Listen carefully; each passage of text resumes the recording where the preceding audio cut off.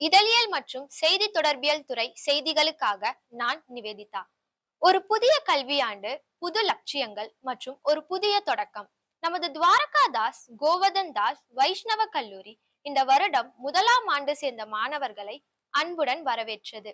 ஒவ்வொரு பயணமும் முதலடி எடுத்து வைத்து தொடங்கப்படுகிறது. இந்த தொகுதி மாணவர்களுக்கான தொடக்கமாக மாணவர் அறிமுக நிகழ்ச்சி தீக்ஷாரம் 2020 அமைந்தது. ஈடுபாட்டை தூண்டும் பல்வேறு அமர்வுகள் நடைபெற்றன.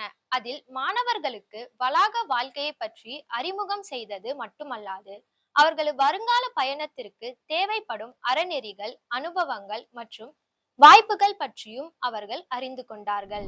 ஐக்யூஏசி மற்றும் அனைத்து துறைகளும் இணைந்து ஏற்பாடு செய்திருந்த தீக்ஷாரம் 2020 நிகழ்ச்சிகள் ஜூன் 24 முதல் ஜூலை 2 வரை நடைபெற்றது. இந்நிகழ்வு டாக்டர் MT பாலகுமாரன் அவர்களின் வரவேற்புரையுடன் தொடங்கியது. அதனைத் தொடர்ந்து வாரம் முழுவதும் துறை சார்ந்த அறிமுக அமர்வுகள் மற்றும் வேலைவாய்ப்பு சார்ந்த வழிகாட்டுதல் நிகழ்வுகள் நடைபெற்றன. இதன் முக்கிய நிகழ்வு நாளில் தமிழ்நாட்டு அரசின் உயர்கல்வித்துறை அமைச்சர் திரு P. விஸ்வநாதன் அவர்கள் சிறப்பு விருந்தினராக கலந்து கொண்டார். அவருடன் நாஸ்காம் இயக்குனர் திரு உதயசங்கர் மற்றும் கல்வியாளர் டாக்டர் ரமேஷ் பிரபா ஆகியோரும் பங்கேற்று மாணவர்கள் தங்கள் பாதையை தெளிவுடனும் நோக்கத்துடனும் தேர்ந்தெடுக்க வேண்டும் என்று வலியுறுத்தினார். கல்லூரியின் 91வது NIRFF தரவரிசை நிலையை சுட்டிக்காட்டிய முதல்வர் captain doctor S. Santhosh Babu இந்நிகழ்வு ஒரு மாற்றத்தை உருவாக்கும் பயணத்தின் தொடக்கம் என்று குறியிட்டார். மேலும் இந்நாளில் ஸ்ரீநாத் பினான்ஸ் ஆர்ட்ஸ் குழுவினரின் நடன நிகழ்ச்சியும் ஒழுக்கம், NSS மற்றும் NCC குறித்த விளக்க உரையாடல்களும் நடைபெற்றன.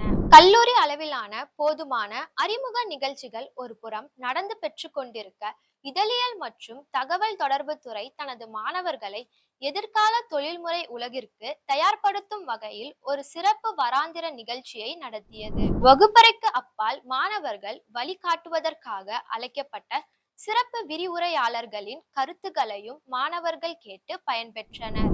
ஜூன் 29 அன்று மாணவர்கள் மனநிலம் சார்ந்த 2 தொடர் அமர்வுகளை அத்துறை நடத்தியது. மத்திய வேளையில் வணிக நிர்வாக துறையின் இணை பேராசிரியரும் துறை தலைவருமான டாக்டர் K. ராகவ் பிரசாந்த் ஜோதி மனம் முக்கியம், மன அழுத்தத்தை கையாளுவதற்கான கலை என்ற தலைப்பில் ஊக்கமளிக்கும் உரை ஒன்றை அளித்தார். இதில் மன அழுத்த மேலாண்மை, உணர்வு ரீதியான மன உறுதி மற்றும் வரவிருக்கும் கல்வியாண்டில் நேர்முறையான மனநிலையை எவ்வாறு தாக்குக் கொள்வது என்பதை குறித்து அவர் மாணவர்களுக்கு விளங்கினார்.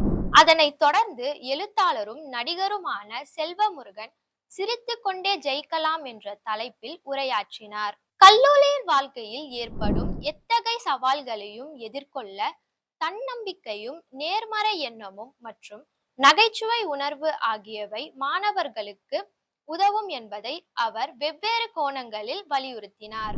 ஜூலை 2 அன்று சென்னை பல்கலைக்கழகத்தை சேர்ந்த டாக்டர் ஜெய் சக்திவேல் டி.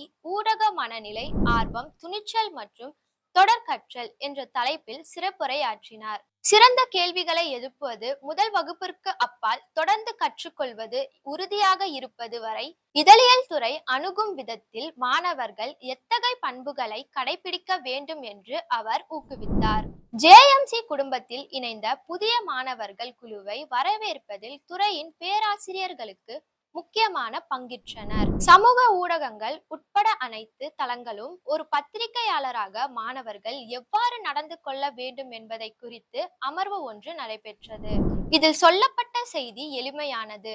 நடுநிலையாக இருங்கள். உங்கள் பெயரில் ஏதேனும் வெளியிடுவதற்கு முன் அதில் உள்ள தகவல்களின் உண்மை தன்மையை எப்போதும் சரிபாருங்கள்.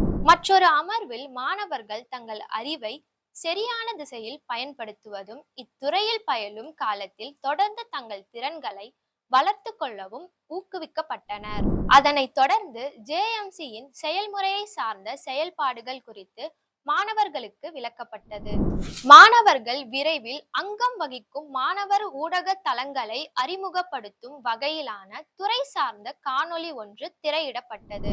இறுதியாக மாணவர்களுக்கான பல்வேறு மாற்றங்கள் மற்றும் கல்லூரியின் ஒழுங்குமுறை நடைமுறைகள் குறித்து விளக்கங்களுடன் இந்த அமர்வு இறுதியானது. ஜூலை 1ஆம் தேதி தொழில்முறை மேம்பாட்டை மையமாக கொண்ட ஒரு கலந்துரையாடலான உங்கள் அதிர்ஷ்டத்தை சந்தித்தார் என்ற தலைப்பிலான முன்னாள் மாணவர்கள் உரையாடலுக்காக துறை தனது முன்னாள் மாணவர்களில் 3 மற்றும் வரவேற்றது. தற்போது திரைக்கதை ஆய்வாளர், ஊடக எழுத்தாளர் மற்றும் தொகுப்பாளராக இருக்கும் செல்வி நிமிதா ஸ்ரீதேவி தனது இதழியல் பின்னணி, ஊடகம் மற்றும் திரைக்கதை எழுதும் துறையில் அவரது பாதையை எவ்வாறு வடிவமைத்தார் என்பதை பகிர்ந்து கொண்டார். தந்தி டிவியின் பத்திரிகையாளரான திரு குபேஷ் ஆர் ஒரு செய்தி அறையில் உள்ள வாழ்க்கை குறித்து, ஒளிபரப்பு இதழியல் ஒரு தொழிலை உருவாக்குவதற்காக என்ன தேவை என்பதை குறித்து பேசினார். மேலும் தற்போது மெட்ராஸ் சமூக பணி பள்ளியில் சமூக பணியில் முதல்கலை பட்டம் படித்து வரும் செல்வி ரித்திகா எஸ் ஒரு இதழியல் பட்டம் செய்தி அறைக்கு எப்பற்ற பல கதவுகளை எவ்வாறு திறக்க முடியும் என்பதை மாணவர்களுக்கு காட்டினார்.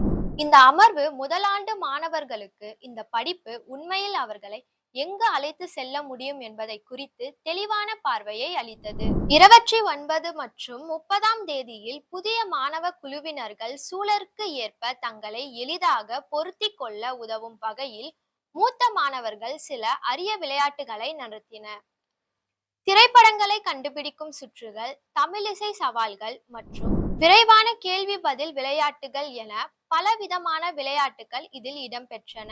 விளையாட்டுகள் எளிமையாக இருந்தாலும் அவை புதிய மாணவர்களை பேசவும், சிரிக்கவும், ஒவ்வொருவரும் நன்கு அறிந்து கொள்ளவும் உதவியான புதிய மாணவர்கள் அந்த நிகழ்ச்சியை மிகவும் மகிழ்ச்சியாக கழித்தனர். இந்த செய்தி பதிவில் எங்களுடன் தொடர்ந்து பார்த்ததற்கு நன்றி. இது போன்ற பல தகவல்களுக்கு எங்களுடன் இணைந்திருங்கள். வாழ்க தமிழ், வாழிய பாரதம்.